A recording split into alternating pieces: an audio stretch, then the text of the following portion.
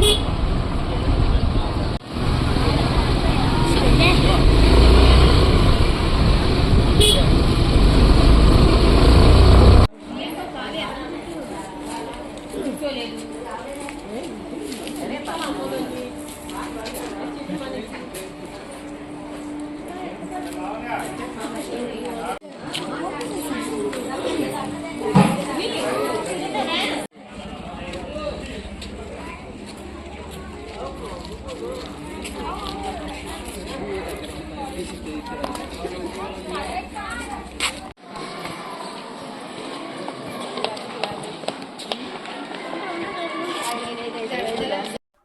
Borra caves ఎలా ఉంటాయో చూసే ముందు ఈ బుర్రా కేవ్స్కి ఎలా రావాలి, వైజాగ్ నుంచి బుర్రా కేవ్స్కి ఎంత దూరం ఉంది, అండ్ అలాగే ఎంట్రీ ఫీజు ఎంత, అండ్ అడిషనల్గా మనకి ఇక్కడ ఒకవేళ స్టే చేయాలనుకుంటే దగ్గరలో స్టేయింగ్ ఎక్కడ ఉంటాయి, అలా కాదు మాకు జీప్ సఫారీ కానీ లేదా కార్స్ కానీ రెంటల్ కానీ ఏదన్నా కావాలంటే ఎలాగా, లేదా మనం ఏదైనా బుక్ చేసుకోవాలంటే ఎలాగా, హోటల్స్ బుక్ చేసుకుంటే ఎలాగా, అలాగే స్టేషన్ నుంచి ఇక్కడికి ఎంత దూరం ఉంటుంది, స్టేషన్ నుంచి రావడం బెస్టా లేదా మనం బై రోడ్ రావడం బెస్టా, ఏంటి అనేది మొత్తం తెలుసుకుందాం ఈ వీడియోలో.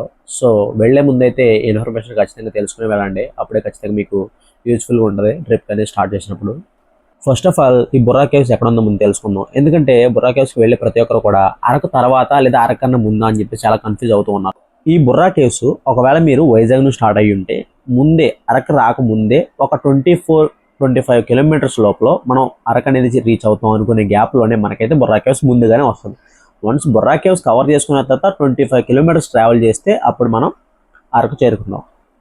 వైజాగ్ నుంచి ఈ బుర్రా కేవ్స్కి నియర్లీ 75 కిలోమీటర్స్ ఉంది. ఓవరాల్గా వైజాగ్ నుంచి అది అరకు అయితే నియర్లీ 100 కిలోమీటర్స్ అయితే డిస్టెన్స్ అయితే ఉంది. సో ఈ చాలామంది నన్ను అడిగిన క్వశ్చన్ ఏంటంటే బుర్రా కేవ్స్కి రావాలనుకుంటే ట్రైన్లో బెస్టా లేదా బై రోడ్ బెస్టా అని చెప్పేసి.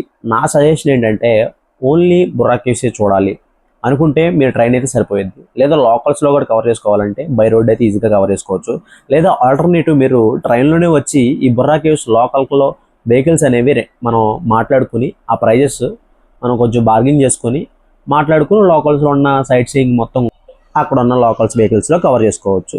సో ఇదనమాట. చాలామంది నన్ను ఇంకా అడిగే క్వశ్చన్ ఏంటంటే రెంటల్ వెహికల్స్ అనేవి మనకి అరకులో అవైలబుల్గా ఉంటాయా లేవా అని చెప్పేసి. బైక్ అవ్వచ్చు, కార్ అవ్వచ్చు, ఏదైనా సరే రెంటల్స్ అనేది అరకులో అవైలబుల్గా లేవు. వన్స్ మీకు రెంటల్స్ కావాలనుకుంటే 99% కూడా వైజాగ్ నుంచే మీకు అవైలబుల్గా ఉంటాయి.